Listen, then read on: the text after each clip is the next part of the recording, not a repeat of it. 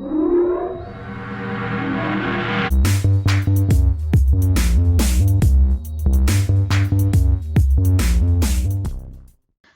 so I just want to explain something real quick. That Patreon price, when you click on it, you'll see that it says whatever I'm making per month. Like it'll say how many Patreons, and then it'll say, right now it says $33 per month. But by the time, you look at it, it might say something different. It just depends on how many Patreons and what I'm making a month. That's not what you guys pay a month, okay? You'll see a tier for $3 a month. So, or you guys you could get whatever you want, but there's I'm going to make more tiers, but there's one tier for just $3 a month. So that big amount that you see is going to change because that's not what you guys pay. That's what I'm making a month from my Patreons. So hopefully this clears up the confusion. Okay, guys? Sorry about that. Okay, so the author of the book said that I was not allowed to read it on my Patreon, so unfortunately, I'm not going to be able to read it to you guys.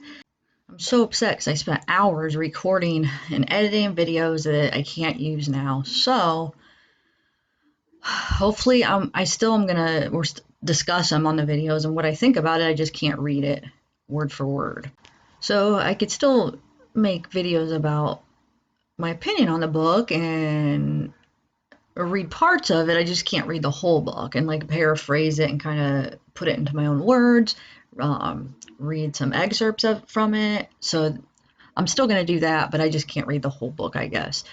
But I still want to get my Patreon account going because YouTube is becoming so strict that every video I put on is unsuitable for advertisement. So not only do they still run the ads, but I don't get a single penny from it. And I know, a lot of you, I don't know how you feel about YouTube creators making money, but it takes a lot of hours. It does. It takes a lot of hours, a lot of research, a lot of time, and to not get any money from it because YouTube keeps making them unsuitable for advertisement as they still run the ads, which I don't understand, but it just doesn't seem fair. So I need another option if I'm going to keep going on with this because I spend way too much time on it. That's all I'm doing is working on my videos and researching, and so I just thought the Patreon would be an option. It's only a couple dollars a month. I'm still going to do the YouTube because I know not everybody could afford it, and that's fine. I totally understand. I wish YouTube wasn't so strict on the videos.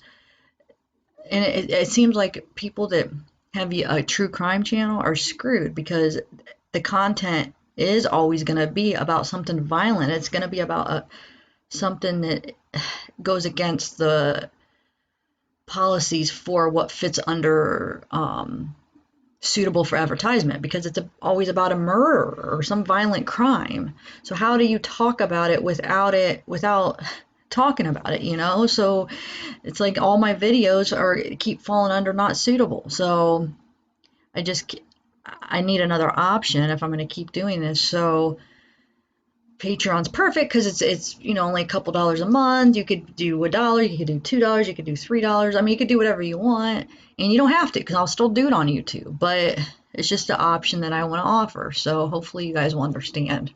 Okay, on to the video. Hey guys, welcome to my channel. All right, I'm gonna keep continuing with the book. Okay, so Sunday, August 12th.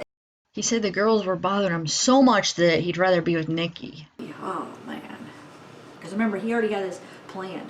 So he's sitting there playing with them, watching them have a good old time, and he said it's not even registering that he's about to kill them.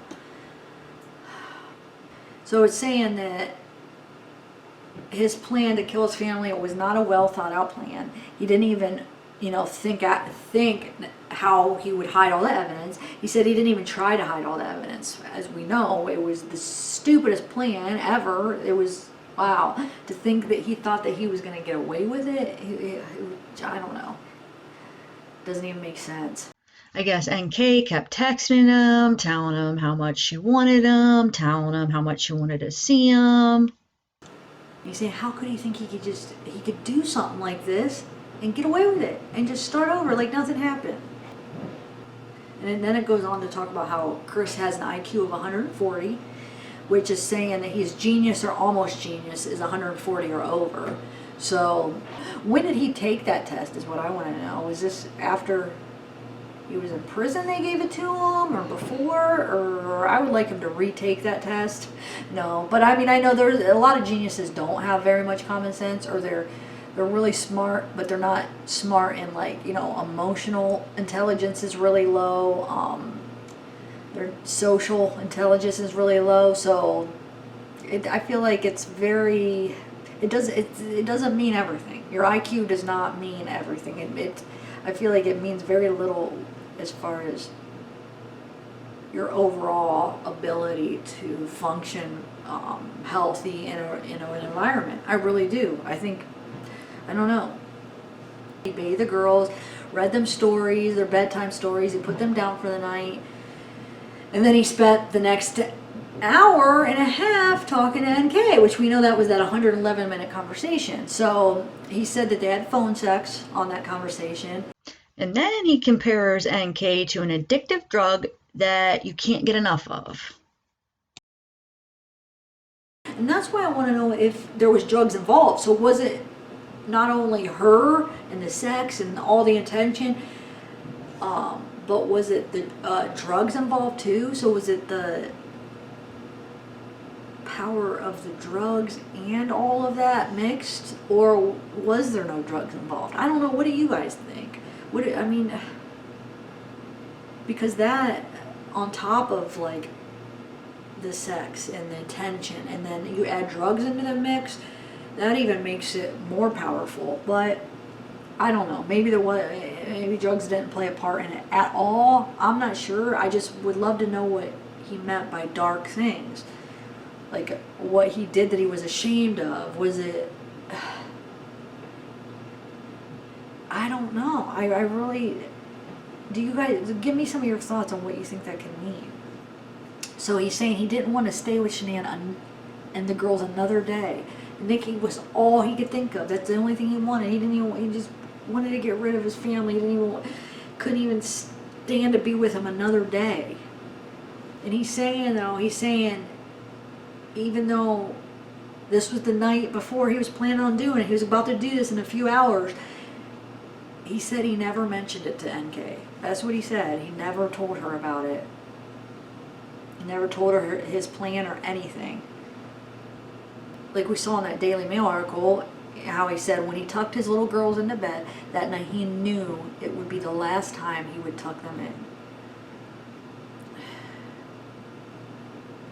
He said he didn't want it to be, but he knew it would be. If you didn't want it to be, then you don't do it, okay? You're not making any sense.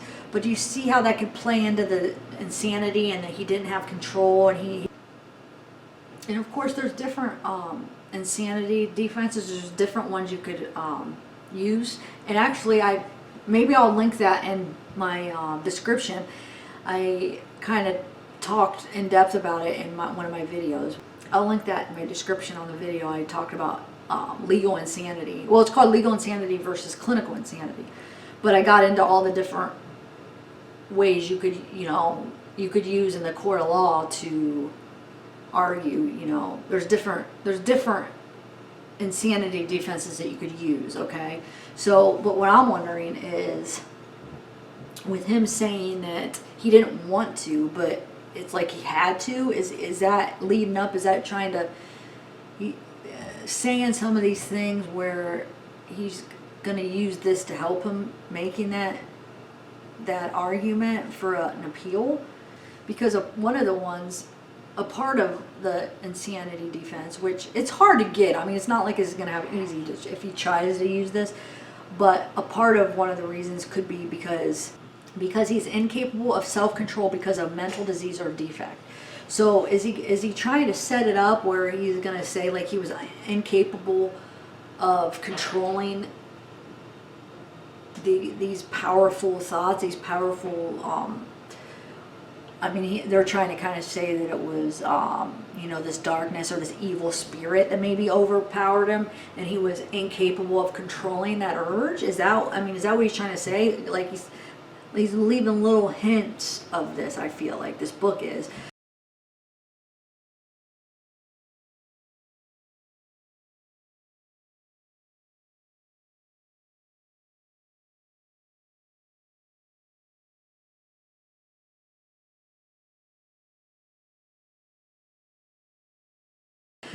This is just a little one. It's kind of subtle, but if you look at it, like he said, he didn't want it to be. So basically, he didn't want to do it, but he knew that he had to. Like he didn't have a choice. Like he knew it would happen.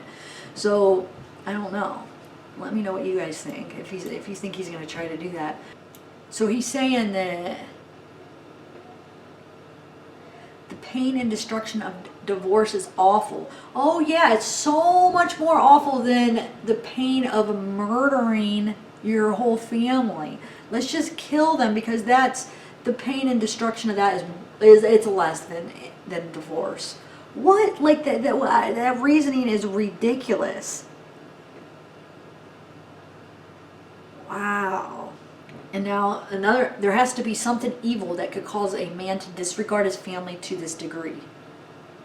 Yeah, I mean, is that another little hint that they're going to say, like, that he was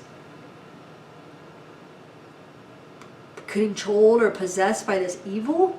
This maybe demon or whatever? I don't know. I'm still just trying to figure out, as I read this, I just keep that in the back of my head as I'm reading this, of what she said about how this will be like grounds for an appeal. So as I'm reading this, I keep remembering that to see where she meant, like what she meant by that. Where's she going with this? So Christopher would say today, if a friend had been there to tell him he needed to come to his senses and wake up and stop this affair and put his life back together, he probably would have listened to them. I don't know if I believe that. I don't know if somebody would have just said, you know, if he would have told somebody about the affair and somebody said, no, you got to come to your senses, you can't be having an affair, you got to work it out with Shanann. I don't know if I believe that, because he was so overcome by this love for NK. Remember, it just overtook everything. And supposedly, how does this go back and forth? Because he's saying in one breath, he's saying that he had no choice. He couldn't help it. This power, this evilness, this darkness, this evil power had kind of like overtaken his mind, his thoughts. And then now he's saying, if somebody would have said, wake up, come to your senses, oh, it's that easy for this power that you have no choice, you have no control over. This almost like he's saying, like, this evil spirit has taken over his thoughts, and it was so powerful that he couldn't fight this urge off. But he's saying it's so powerful, but it's not. But if somebody, just a friend would go, hey, come to your senses, stop doing this, then it'd be gone. Like, wow, that's powerful. Then how is that powerful? That all it would take was a friend to say, hey, wake up, come to your senses, this is stupid, work things out with your wife. And then okay, yeah, duh. And then he just quits and it's done, and okay, he's not gonna do it. He's gonna quit his plan to murder his family and quit his affair. That's all it took. That's all it would take, is a friend just saying that. How is that so powerful then? Doesn't seem very powerful if just one person would just, that's all they had to do to make him change his mind. So do you see how I'm saying, see these contradictions that are in here? I mean, it doesn't even make sense. You know, that all the first part I just read, it was all about this, how he has no choice, and it just overcame him, and it was so strong, and that he couldn't fight off the evil, and it won, and he just couldn't fight these urges. But now he's saying that just all he needed was a friend to tell him to come to your senses. I mean, do you see how ridiculous this is? There we go. What was inside of him seemed to have taken over. Something that has been taken over wouldn't be so easily changed by just a friend saying, hey, come to your senses, quit. It doesn't make any sense. That if it was that powerful and taken over, taken over his thought, then it wouldn't be like that. So that, I mean, it's just contradictory all around. There's so many parts of this. It's just doesn't make sense. Okay, so the monster had been growing, needed to satisfy its craving for a human soul, several human souls. So now he's claiming like maybe it was this demon inside him that like took over, like he was possessed or something. Yeah, it looks like he's trying to say he was like possessed or something. Shanann texted him that she'd be home late because her plane was delayed, which screwed up Chris's plans. Now he is mad because he really wanted to talk to her about everything and go ahead and go forward with his plans of killing her, which seems kind of stupid because why is he worried about, oh, I really wanted to talk to her about everything if he was planning on killing her anyway? I mean, doesn't make sense. So for him, like he felt he had his nerve up then. Like he didn't want to wait till late. He had his nerve up, He didn't want to kill her, but he knew it was going to happen. So then the author asked the question, well, why would he choose to kill her if he didn't want to? Why? See, they're trying to plant that in your head that the why is because he was possessed by this evil entity, or he was insane, and trying to play on that fact that supposedly he had no control. That insanity, one of the factors is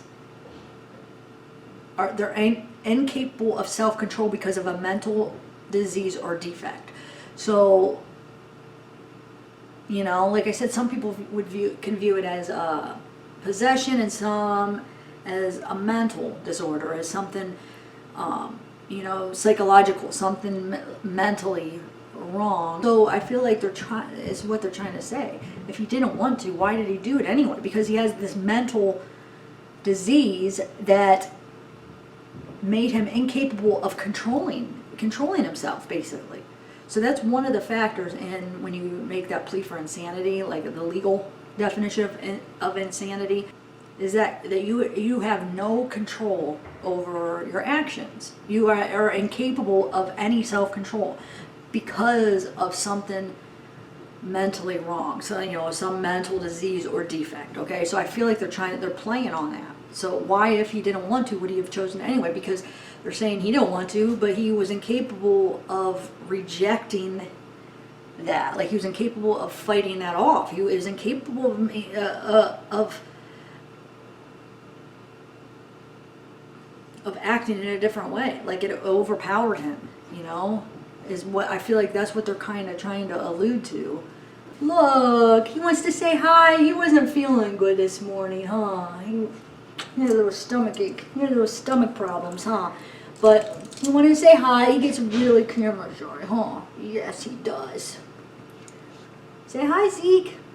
He just come running down here. Okay, I'm going to read you one of the definitions of insanity defense, which there's a lot of different definitions, but here's one of them. Okay, defendants must prove to the court that they didn't understand what they were doing, failed to know right from wrong, or acted on an uncontrollable impulse, or some variety of these factors. So I think what they're trying to show by little things that they're saying is that he acted on an uncontrollable impulse. I mean, as I'm reading through this, like I said, I'm keeping that in mind and trying to pick out little parts where I see that. And with them saying, why, if he didn't want to, would he have chosen to anyway? And then it makes you try to answer that. Well, maybe it was some uncontrollable impulse. He couldn't control it. He was incapable of making that, of actually, of fighting that urge. So, and it's saying like one can only imagine the conflict of his mind if to contemplate doing such a horrible thing. What torment to plan the killing of your family. Oh my God, do you see how could they even say that? This is making me so mad. What torment? Like it's tormenting him to plan the killing of your family? Like poor him, like oh my God, look what he had to go through. Look at what torment that he had to go through. Okay? And torment, let me just define torment. Severe physical or mental suffering. Okay? what torment to plan the killing of your family. Do you guys understand how, well, I can't believe, oh my God, what suffering that he had to go through in planning to kill his family. Like, he went through this physical and mental suffering as he was planning on killing his family. Are you kidding me? That was his choice. He put them through torment. He put them through this pain and suffering. Are you kidding me? They're the ones that experience all the pain and suffering. They're the ones that had to go through this horrible, traumatic experience. Their last moments on earth, they had to experience this at his hands. And then it's going on again to say, this is just not who he has ever been. He does not know what could make him do such a horrible thing. So again, it's kind of alluding to the fact that something made him do that he didn't have this control. Something controlled his actions, okay? Which I think is all playing into this appeal that they're going to try for. Then it's saying the fact that he blamed Shanann confused everything and made it worse. She's saying that it is possible he did not have a good memory of what had happened, not at first anyway, which I don't quite believe that. I know when there's traumatic experiences that you could lose memory and you might not remember, specific things, and it could be hazy. But I feel like when he was doing this, it wasn't this traumatic event for him. Like he said, he was calm. He had no remorse. So it wasn't this like, oh my God, what am I doing? I feel horrible. Whoa, whoa, whoa. It wasn't even like that. He was so calm. And so I feel like that he remembered. I don't feel like that because of how he was when he committed this murder, that it wasn't a situation that was so traumatic for him that would make him lose his memory. I feel like he remembers everything. I really do. Like I said, some people wouldn't, because it would be like such a high stress, high like emotional time doing something like this. But for him, it wasn't, and we know that by what some things that he said. Being able to see the video of how calm he was and how right after he did it, like how he was acting. So I feel like for somebody like him who didn't have all these emotions, because he didn't have this empathy for them, he didn't have this caring, like he didn't have this remorse about doing it or this guilt, he just did it and didn't even care less. All he could think about is being with NK. So I don't think that he was under this high emotional state that would cause him to lose memory of this. Even I know they're saying it's just temporary memory loss, that maybe right at first he didn't remember. I don't believe that. I believe that he was so calm that he remembers everything. I do. I believe that's no.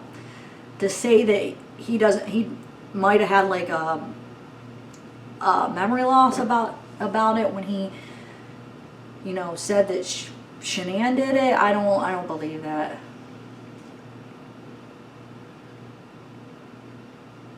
And I know he's not saying that he thought that Shanann did it, and that's why he said that. I know that's not what it's saying. It's not saying that he had memory loss and he thought Shanann did it, and that's why he confessed. I know it's not saying that, but that maybe he could have had some memory loss after that, because this happens to some people when they're in a situation like that. I don't know. I don't think he did, like I said, because he was so calm, and it wasn't like it was this high traumatic experience for him. I don't think it was at all. He said that he trembled all the way to the oil site. I don't know if I buy that either. Because remember, he said earlier that he was so calm and he had no remorse. All he could think about is, being with NK. So why, I don't know if he'd be trembling all the way to the oil site, maybe thinking about him, thinking about, oh my God, I have to get this done in time before my co-workers come, and, thinking about how he could get away with it. Yeah, that's probably why he was trembling. He wasn't trembling for the care and the pain that he put his family through, and he was putting his family through. And if that was the case, supposedly he says that Belle and Cece were still alive on the way to the oil site. So if he was trembling so much. I mean, why did he go through with that, you know? I don't know. I believe he was just as calm on the way to that oil site as he was when he was loading up the truck. And it says, as we seen on the camera, on the neighbor's camera, he looked scared and guilty. Yeah, guilty. Yeah, scared. Yeah, scared for himself. Yeah, he was scared because he knew, you know, that there was a possibility that that camera was going to show something, you know, to show what he had done. And so, yeah, he was scared because, oh, shoot, my plan to spend my life with NK might be ruined, and I might have to be going to prison for the rest of my life. So, yeah, he was scared for himself, yeah. And it says it seems as though he knew the camera was pointing at him. And then it goes on, you know, like I was saying before, that research shows that physical and emotional trauma can directly affect a person's memory. Yes, that's true. But I don't think that what he was doing was physically or emotionally traumatic for him. I really don't believe that. So, you know, he didn't, it wasn't like it was like he felt so much guilt and so much remorse about it, and that he couldn't cope with that, like, because it's usually like a defense mechanism for you to be able to cope with the event. So you'll lose certain memories because it's just too much for you to handle. It's just too much. So for you to be able to cope with it, it's like you block it out, not voluntarily, like your body is so smart, your mind is so smart that it blocks it out, so you can't remember it at the moment because you're not, it's because you're not going to be able to handle it if you do remember it, you know. So it's almost like a, you know, a coping mechanism. So, you know, it's because it might be too traumatic for you to be able to handle it, so it blocks it out, so you don't have to, you know, remember it, so you're able to handle it, you know. Am I making sense? So, but I don't feel like that was the case with him. Like, I don't feel like anything he did was so traumatic for him that he couldn't handle it, because he didn't have any emotional attachment to them, or like the murder. Like, it was like he didn't even care. Like he has some kind of personality disorder. I'm sorry, that he is just not feeling empathy, whether he's a psychopath, sociopath, narcissist, whatever. He does not feel empathy. He doesn't feel remorse. He doesn't feel guilt. He obviously, you could tell the way he just everything, how it happened. He's not feeling it. And now how he's talking now, you could see that he's not feeling these emotions. So he wouldn't need to forget, because it wasn't anything that he couldn't handle, because he could care less. So it's not like it was so traumatic for him to remember it. Obviously, he did it twice to his kids. So traumatic that you go and you do it again. Like, the first time, if it was so traumatic the first time, like, how can you go repeat that, you know? So no, I don't believe that he had any overwhelming trauma that he had to block that memory. No, I don't believe it. Okay, so this is talking about when Nicole Atkinson dropped Shanann off, okay, that morning at 1:48. You know, it was kind of dark out, and it says the only light to light her way up to the driveway and onto the porch was the outside lights that Chris had left on for her. Oh, you are so sweet. You left on the light for her so she could find her way to get murdered, so she could find her way into the house where you were going to murder her. You wanted to make sure she didn't get lost, and she didn't, you know, yeah, she didn't get lost on her way inside, so you could freaking take her life. Wow.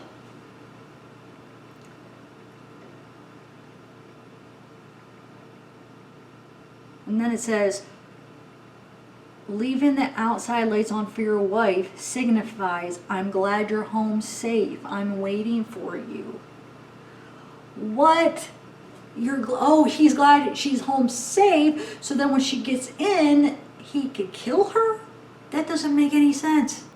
It's jumping forward again to February 18th, when the FBI, CBI, and Frederick Police, you know, Tammy Coder and Dave Baumhover, went to the prison to interview him. So he wasn't expecting them, and he wasn't happy that they didn't tell him that, you know, that they were coming, that nobody told him.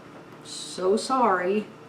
I don't think Shanann and Bella and Celeste were too happy that nobody warned them that you were going to kill them. Like, don't you think they would wish that somebody would have warned them so they could freaking get away from you? I don't know. But he said he needed to clear Shanann's name.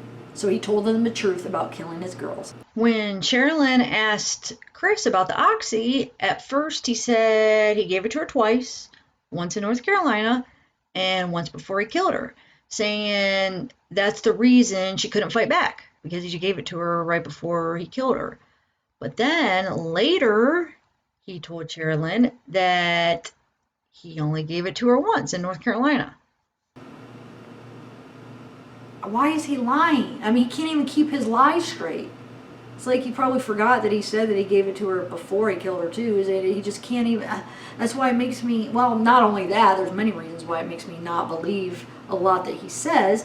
But gosh, he can't even be honest about the oxy. So anyway, and then when she asked him where he got the oxy, he told her that that was the one thing he was going to take to his death. So, and then he's saying that morning, that it all happened. One minute they talked about downsizing the house, and then another minute Chris would talk about getting his own apartment, being on his own for a while. But Shanann didn't want that. She wanted to work things out with him. And then she became very angry with Chris and told him he wouldn't be allowed to see the kids if he left her. Chris said when she wasn't getting her way like she usually does, she didn't like that. So she made threats, but Chris said he wasn't giving in to her this time. That's when he started to get so angry with her. He was tired of her telling him what he could do and keeping him from his own family. He said that time is over. He wasn't going to be kept in the background anymore. Now he was faced with killing her, something he's been thinking about for weeks. He knew the only way Nikki and him could be together was to kill all of them. But what does he mean? That's not true. That's not the only way they could be together. He could get a divorce and they could be together. I don't understand why that's not an option for him. Okay, but anyway, so after he killed her, he wrapped her in the sheet. Both girls were crying. Bella kept asking him, "What's wrong with mommy?" Both girls looked like they'd been through something traumatic because of him smothering them earlier. He had no desire to comfort his girls. Chris said they looked so scared running around the house. Can you imagine the trauma and can you imagine what was going through these precious little girls' minds? I mean, watching this all go down. I mean, I can't even imagine what they were thinking and the fear that they were feeling, and probably the confusion, because one of the people that they, felt safe around and that would protect them was, now that they were scared of him, and they were seeing him for this evil monster that he was. I mean, can you imagine their confusion and their fear and their, like, what the heck is going on? Said Bella started crying, and when she did, Celeste started crying. So he's so thoughtful. This is the reason I killed them first, so they did not have to witness any of this. Oh, he was so thoughtful. He made sure he killed them first, so then they didn't have to witness this. Oh my God. Okay, so Chris says he didn't know what he was going to do. He was mad at Bella and Celeste because they got back up. He was so angry with Shanann that anyone that got in his way, he was going to kill them.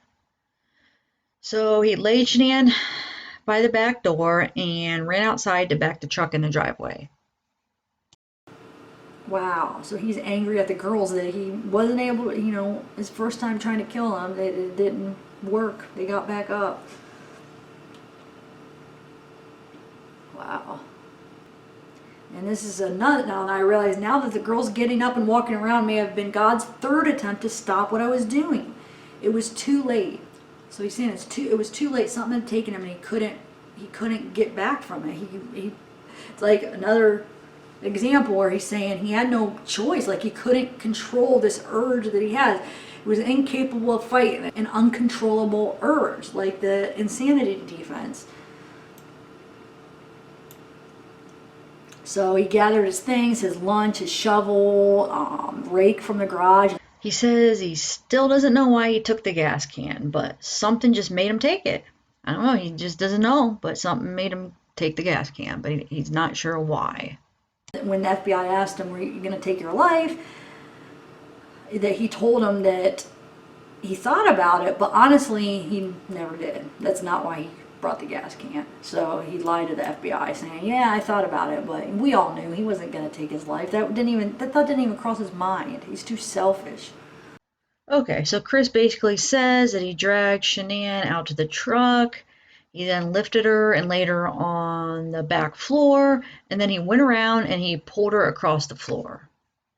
Exactly. That's my first video that was my first video that I did, was from that morning, where, you know, he dragged her out and you could see that she was still laying. I mean, I hate to talk about this, but I mean, it's like he dragged her out to like the back of the truck, like maybe by the tire it looked like, and then where you could see his shadow, and then you could see him lift her up, and like it was like he kind of lifted her and went like this and like kind of swung her out and put her in, just like I was explaining on my video, that it was like he was picking her up from the ground, which he was, because he said he dragged her out to the car. So he dragged her out to the truck, and then it was like right there by like the tire, you know, the back tire, maybe a little bit in front of the back tire, you could see his shadow, and that's when it looked like he actually picked her up, and then he just kind of like swung over and put her in. And then remember I showed how he walked around and it looked like he was like pulling her back, you know, basically pulling her in and kind of situating her on the back floor. So He said he could still smell the smell that day of her relieving herself because it was so strong. yeah, I mean, oh my God, I hate this man. I hate this man so much. Like, it's almost like he's degrading her by saying it, even by saying that right now. It's like degrading to her, you know. If you think about it, that's just, you know, why even say that? And the fact that, oh, poor me, I could still smell it to this day, and it makes me sick. Poor him, he has to smell that. Are you kidding me? Look what they had to go through their last moments, and you're worried about the smell that you have to smell to this day? Oh my God, I hate him so much. And I was saying, I'm not sure if it's the stench of her relieving herself or if it was the stench of death. Wow. Now he's talking about getting the 2 garbage bags, putting one over her feet, one over her head. He said he was running in and out, and he told the girls to follow him to the truck. Then he talks about when he was watching the security video at his neighbor's house, thinking that they could all see the girls walk up to him and him putting them in the back seat. Bella even told him that they couldn't ride with him because the seats weren't in the truck. So he told her it's okay this time. And he said he was so mad that they were still alive. Oh my God. So, Armchair was right, you know? I only saw it one time, but I guess it happened twice, that they walked up to him, and just like we saw the shadow, at least we saw one of the shadows. I don't know where the other one was, but he walked up to him, he bent down, picked him up, put him in the truck, just like we all saw. So, man. Can you imagine? He was so mad that they were still alive. Well, we're all so mad that you're still alive. Gosh, I wish I didn't have so much hatred right now inside of me, and I don't know. I don't know. How do you guys feel? I mean, does this make you just hate him even more? The girls sat curled up with each other. So Chris said the only thing that they said is they asked why it smelled so bad. Then he talks about how he's so mad that they came back to life and having to deal with it for a second time. Oh, poor you. Poor you. You had to do it. Oh my God. Oh.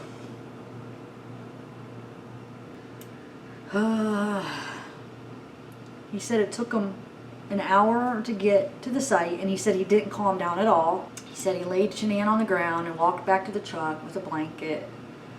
And we all know the rest, you know. He smothered her, he carried her Well, he put the blanket over her head and it smothered her, he said. But on the confession, remember he said, the second confession, he said he like put his hand over her neck and her mouth. So I don't know if that would be considered strangling or smothering, but I guess, I don't know.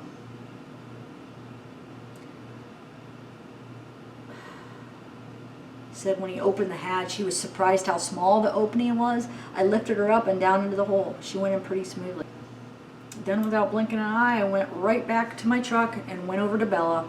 She asked me if I was going to do to her what I had just done to Celeste. Can you imagine watching that and the fear that she had? Her last moments, oh my God, I can't even imagine. And of course, you know, he said that he don't even think he answered her when she asked him that. And he's saying I was so empowered at the time, I had the strength to climb those stairs for the second time. Bella was harder to get down the hole. She's saying her arms and shoulders did not want to fit through the hole, so I had to force her through the hatch.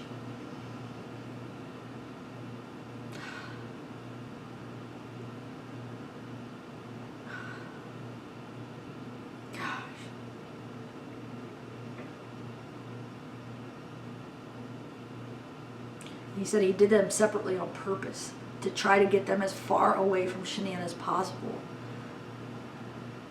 He said he guess he's put them in the tanks to make sure they didn't get up the second time. Wow. Basically, if you ask him why was he so angry with Shanann? He was angry with Shanann because she was the only thing keeping him from being with Nikki, number one. And number two, because she was always trying to keep him from his family. But don't you understand, Chris, like, she wasn't standing in your way. You could have got a divorce. She can't make you stay with her.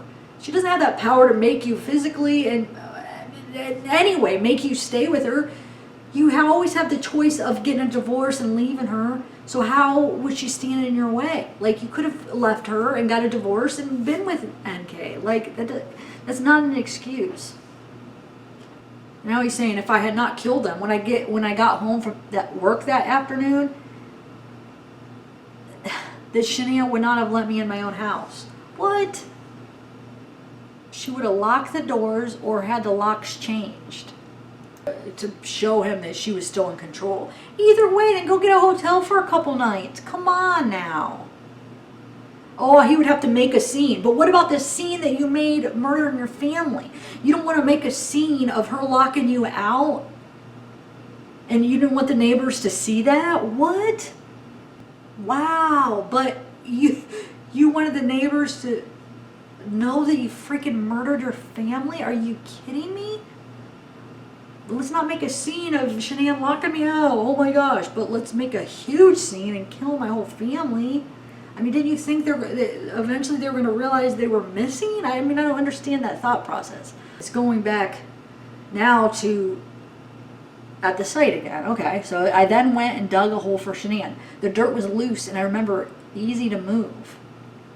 And then he's saying how it seemed like it was a lot deeper. And we all saw this in the article where he says he pulled the sheet, she rolled out into the hole, and he thinks that she had given birth. She landed face down. Okay, back at Serby again. He said that the dirt was actually really loose for some reason. So I'm not sure why it was so loose, but he said it was really loose when he was digging the grave. He thought he dug it a lot deeper than he did, so he was mistaken on that. And then he said when he rolled her into the hole, he realized that, that she may have given birth, and she landed face down. He said that he didn't even try to, change her position because he was so angry with her. He said that he didn't even think about if the hole was deep enough, if the hole was the right place, or if you even remember to pick up everything. He wasn't even thinking about that. So, and he's saying, I realized that I just murdered my daughters twice, but he still doesn't understand how that happened because I know they were dead the first time. Well, obviously they weren't if they got back up, okay? And then he could feel after that is he was free to be with Nikki. He was free to be with her. He said he felt no remorse. Wow. And the darkness inside of him won and was there to stay, basically, is what he was saying, what he said. See, once again, you're saying how this darkness is basically overpowering you, and it won, basically almost making it seem like that it's not you, you didn't have any power over it. You know, once again, it goes back to that insanity defense that maybe you're going to try to use. I don't know. I could be wrong. Maybe you're not even going to try that, but this is what it's seeming like to me as I read this. So it says he felt evil, swallowed up by this thing inside me. I felt like I could kill anything and be justified for doing it. Wow.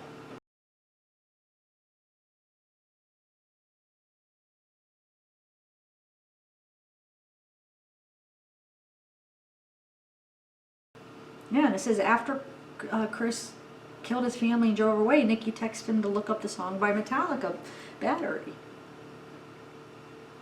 So I don't know. I don't know. Did she text him then that morning? Is that what they're saying? Is that what he's saying, I guess? And this is another, okay, so the picture part, okay? So they're just saying about that doll that was covered up with that mat. So I'm kind of confused about this. He says two different things. He says, you know, he sent it during a time when he was planning on the murders. You know, it was a time when this plan was already in his mind about these murders, which he's saying it was when, you know, Shanann was in Arizona, but then he also says that he sent it to be funny, like as a joke. But that's saying two different things. It's saying that it was one of the things he did during the time he was having thoughts of planning the murders, okay? And then he's saying that it was supposed to be funny. So which is it? Is it supposed to be like this thought, this thing because you're planning this murder, to be this just, I don't even know what you would call it, just evilness, just to get a reaction out of her? Or was it to be funny? I don't understand. Which one is it, okay? And it's saying that you did it, you took the picture when Shanann was in Arizona, but if you look at the dates in the discovery, it was the day before she went to Arizona. So I don't know. It doesn't make sense unless if they were wrong on, somehow they were wrong when they gathered that information off your phone. And then, so he's saying, now he's writing, how does he sum up his life in a few paragraphs? He says he's only 34 years old, and just like his family, his life stopped at this age. No, your life didn't stop. It's key. You still have your life, okay? But he's saying he took his own life. He lost his family, his house, his job, his friends, everything that meant anything to him. But whose fault is that you are the one that did that? You're the one that made that choice to do that. Okay, so Chris also says that him and Shanann were opposites, and you know that saying like opposites attract. He said most of the time that's true. Opposites do attract, but that wasn't the case with him and Shanann. They just were not compatible. They were just too different. Just could not. They just didn't, you know, mesh well together. He said he basically just knew that she wasn't the one for him. NK was. But if you think about it, you were saying that you didn't even think there was an issue between your marriage until you met NK. So you thought you guys were fine, that you did do well together until you met NK. You know, so how are you're saying two different things. If you think about it, you know, you're saying that you wouldn't even realize there was an issue in your marriage. And there wasn't really, but until you met her, because you just wanted to be with her. So it wasn't an issue in the marriage with Shanann, it was just the issue that you wanted to be with NK. You were in love with her. So, no. I mean, you even said it. And he's even saying on his wedding day was the happiest day of his life. When he thinks of good memories, that's the day he thinks of. And then life settled into a routine. That's life, though. That's everybody's life. It's a routine. And then you have, you know, things you look forward to that you plan that are not a part of your routine, that you look forward to, that, you know, that are special occasions. And, fun times, but most of it is a routine. I mean, you don't think with NK, if you would have done the right thing and just divorced, well, I don't even know if that's the right thing, but if you would have just not been evil, I should say, and if you would have just divorced Shanann and you were with NK, you don't think it would have turned into a routine? You don't think it would have been like that? It's going to be like that with anybody. It's going to turn into that, so I'm sorry. And of course, you have moments, and I think Shanann showed you those moments. I mean, you guys went on vacations.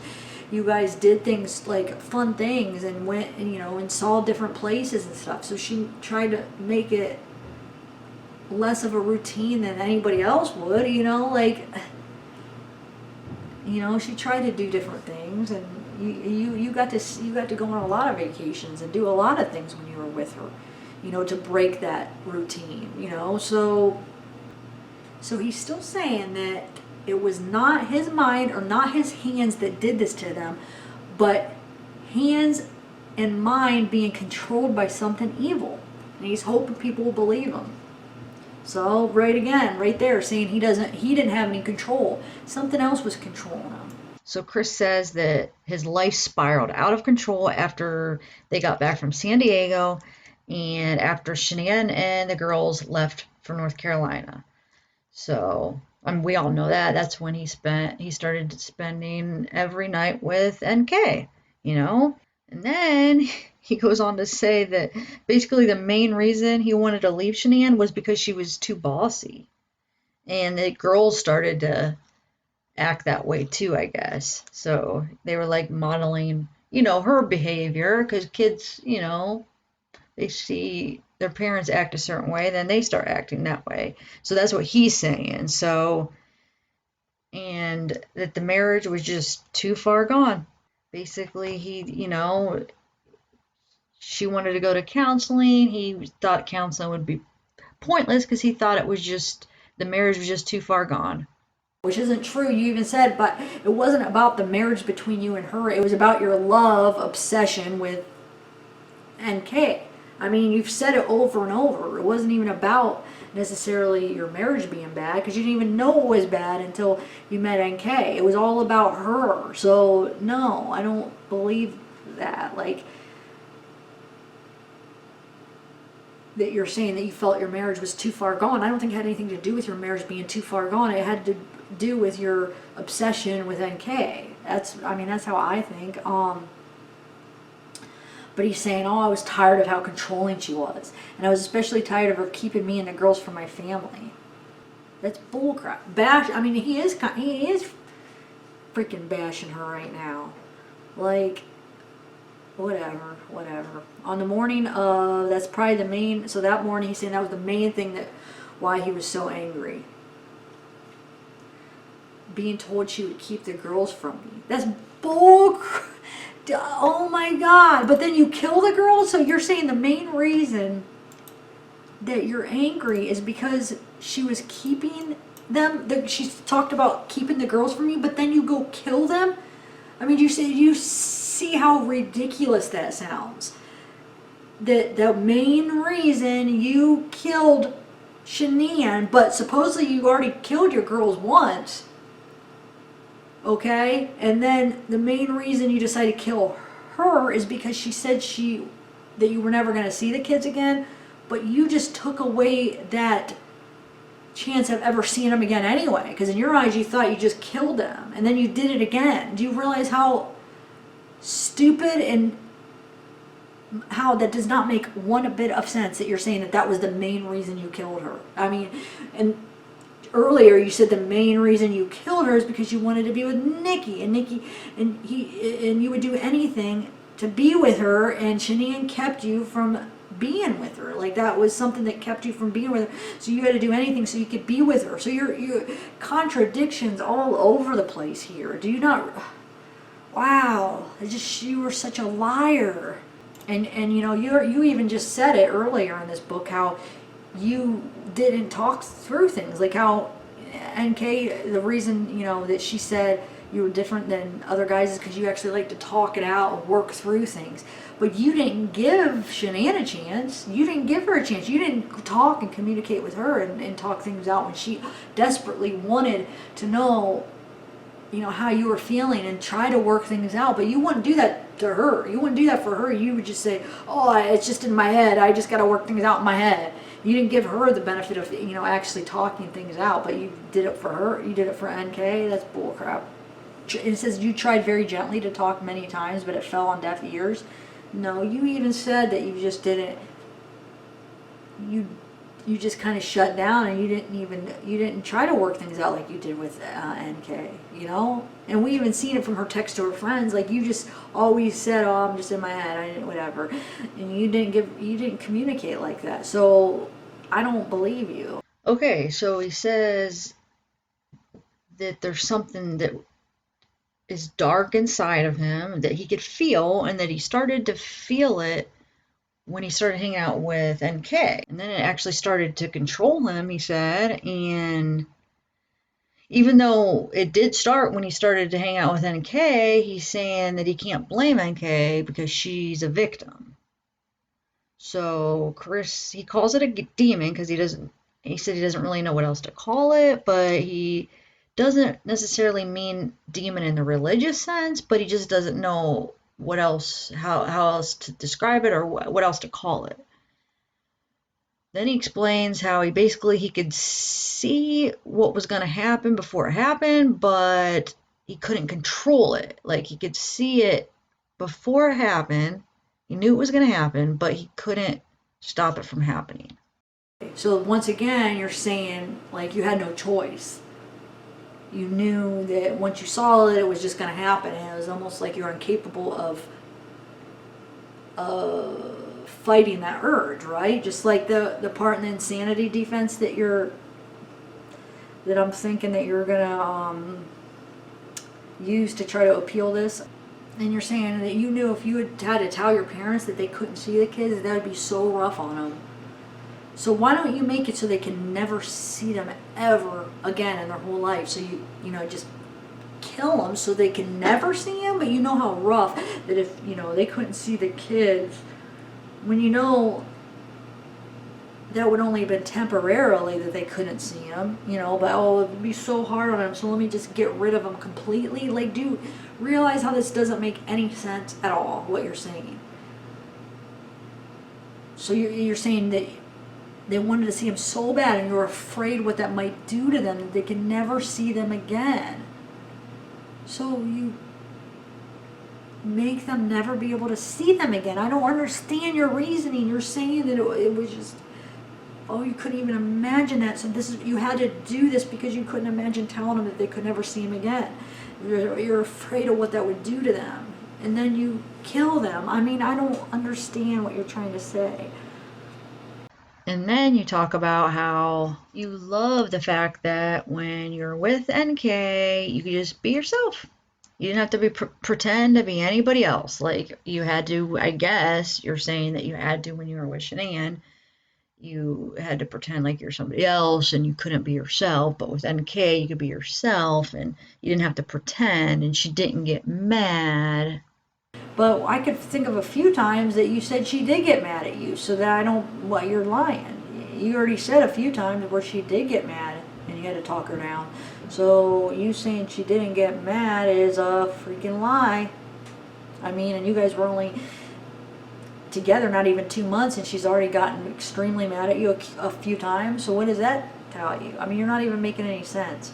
So, okay, so now it's back to when the canine dogs search the house. It says, I guess it looks like maybe Sherilyn was asking about the spot in the basement that the dogs kind of alerted to, or they kind of, you know, I guess they never gave their their final trained alert, but supposedly they kind of sensed something maybe that happened in that area. But his response is, you were saying that the canine dogs went crazy in the one spot of the basement. He said he can't think of any reason why they would have done that. He said the only time he went down the basement was to get some trash bags that morning. So he said that's it. He said, but he knows that dogs can sense things that humans can't. So he's saying maybe, you know, that's the only reason he could think of, that the dogs picked up anything in the basement. So there he goes, reverting back to that evil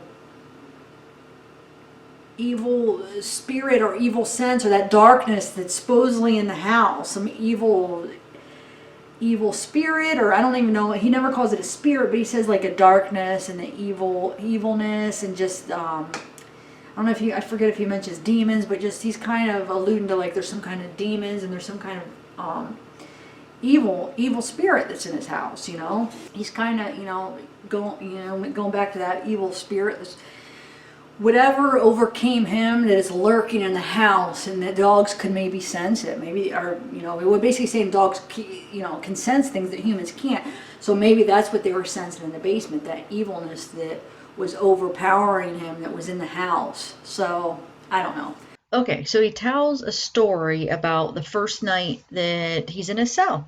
He said the guard shuts the door behind him and says good luck, and then he says that basically he said he saw two dark figures, I guess, standing in front of him, and he said that, what did he say? Oh yeah, he said they were motioning for him to come over, and he didn't come over, and they were in dark clothes. One was a male, one was a female, he said. Oh yeah, I forgot. He said that they actually, when he got a good look at him, they looked exactly like his grandmother and his grandfather. Then he said they both opened their eyes at the same time, and he said their eyes were red, and then they had him in a trance. Okay, he said he couldn't look away. It was like he couldn't look away. He was in this trance with him, and then he said something broke his trance, and he looked away, and then when he looked back, they were gone. So basically, he said that's the moment he realized that there was a demon inside of him. Oh, there you go. Once again, he's saying that, he's had this demon inside of him, and it's not him making the choices, it's the demon. So he just said Weld County was horrible. I mean, we heard that in the second confession. All the people yelling just evil things to him, mean things to him, all the other cellmates. So this is the time he started reading the Bible. He said he didn't know if he even should pick up the Bible because he thought he was too far gone. He was too far gone. He just said he just didn't think that God could forgive him. So he didn't even know if, he should pick up the Bible and start reading it. But he did. He picked it up and he started reading it.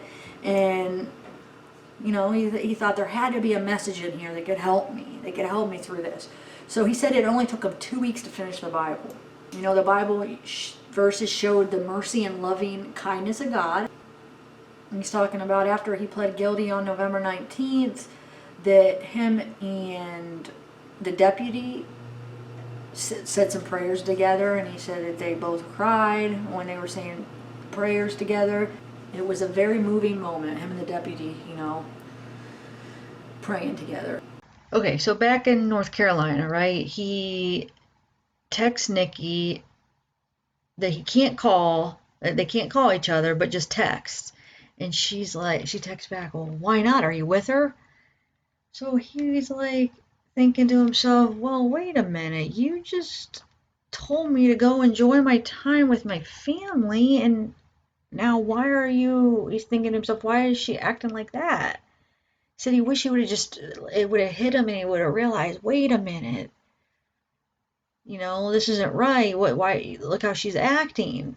And he's saying that if he would have realized it then and, turned back on all his plans with her and his plans to murder his family, that it would have changed everything.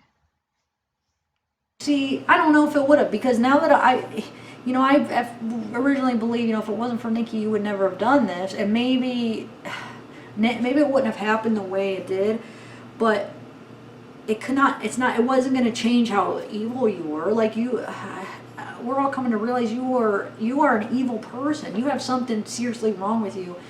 And I mean, you don't feel any empathy towards people, so something was bound to happen like this. Something. I mean, maybe it wouldn't have came to you murdering your family, but you would have.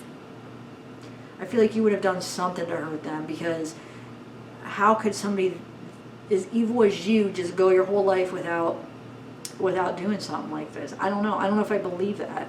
So he's saying, you know, NK was insisting that he makes more time with her, no matter what. But I thought she was saying, go enjoy your time with your family. So, I don't know. It seems kind of contradictory to me. I don't know if it was just because NK was being so complicated, saying one thing and then saying the other, or are you not being truthful about some things? I mean, I think it's probably a mixture of both, but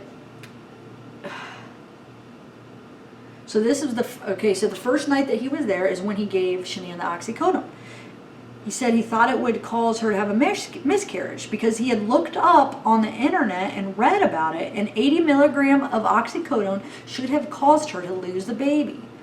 And I don't believe that which says it anywhere on the internet that 80 milligram of oxycodone would cause a miscarriage, because that's just not true. So I don't know where he got this information. I feel like it didn't come from the internet and it came from somebody. Like somebody told him that, not the internet, because I don't believe the internet would say that, because I don't believe that that's true. So unless if he's just getting it off the internet, off some unreliable source. But I think it's more reasonable to think that he heard this from somebody and not the internet. That's just my opinion. So he's saying the next 8 days in North Carolina, he ignored Shanann every night. He did this so he could disappear and talk to NK for hours. And he said it was obvious during those conversations with her that she didn't want him to fix his marriage and spend time with his family. She just said that, and then, you know, when he talked to her, it was obvious that that wasn't true. And it even says she had nothing good at all to say about his family. So who knows what she was saying about Shanann, Bella, and Celeste, but obviously she was talking crap about them, because he's saying it. She had nothing good to say about his family on those conversations. So this messed with his head, he's saying. And he's saying he felt like a robot, a program robot, and things started not to make sense to him. But what is he talking about? Because he said he was planning this for a couple weeks. So don't sit there and try to say that these conversations here were, you know, twisting your head, because you had already planned it, supposedly, because you said a couple weeks, and this was the 8th, so this was only a week away from the murders. So you had to have planned it even a week before this. So things started to not make sense then. But what about when you were planning it that whole week prior too? If what you were saying was true and you've been thinking about it for weeks, it had to be before this North Carolina trip that you were thinking of it, right? And then you're saying that when they got back to Colorado, that he saw Nikki after work. Remember that day? I think it was a Wednesday or whatever. I don't know. I remember all these little details, but it was the day of the ultrasound. So yeah, when he went over that day, she actually gave him a key to her apartment.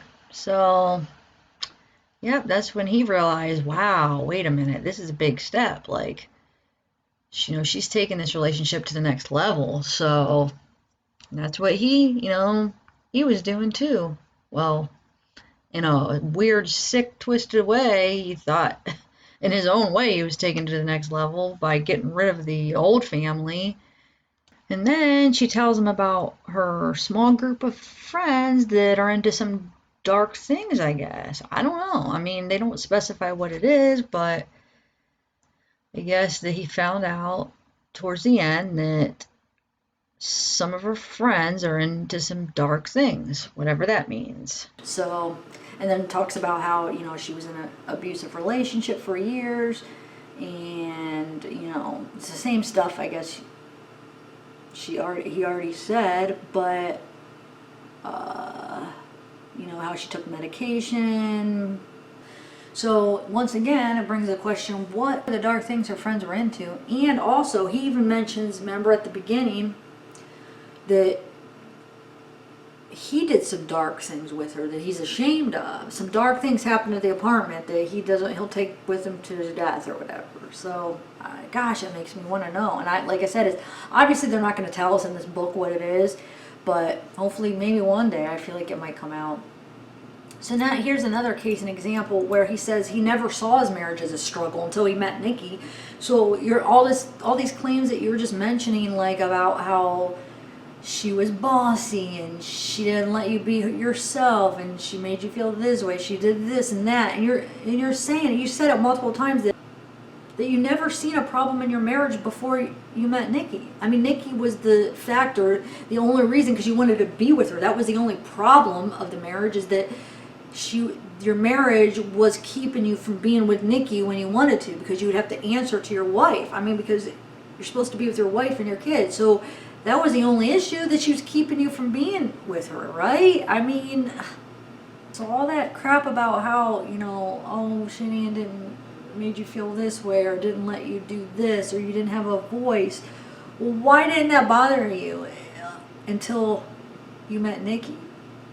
I mean, probably because that was the type of woman that you wanted. I mean, that's what you chose her, because she had those traits and qualities. So then now those are the reasons you probably were turned on and loved her, and why you guys worked, and now you're using those against her. Like, that's not fair. That's not fair. You're saying the fact that you shut down during an argument was a product of your personality, but not really, because you just said earlier that you were not like that with NK. That you like, you know, she liked you because you were the first person she ever dated that talked things out and liked to work things out. So why couldn't you be that person around Shanann?